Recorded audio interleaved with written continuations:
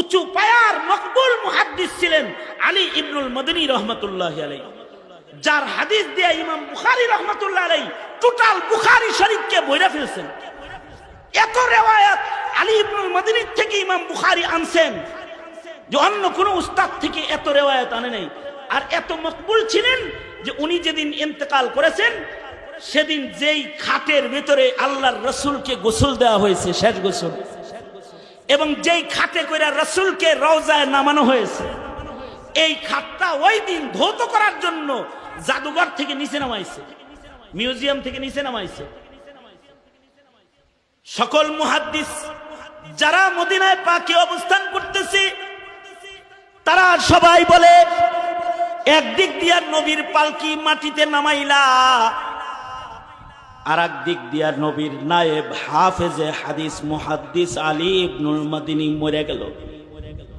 তার মানে হলো আল্লাহ তাআলা তার নবীর পালকি আলী ইবনুল মদিনীর জন্য পাঠাইছে।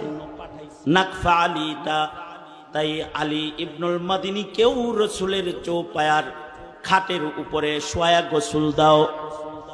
এই মুহাদ্দিসের সম্মানে নবীর খাটে কইরা তাকেও তার কবরে নামায়া দাও। রসুলের পালকিতে চড়ে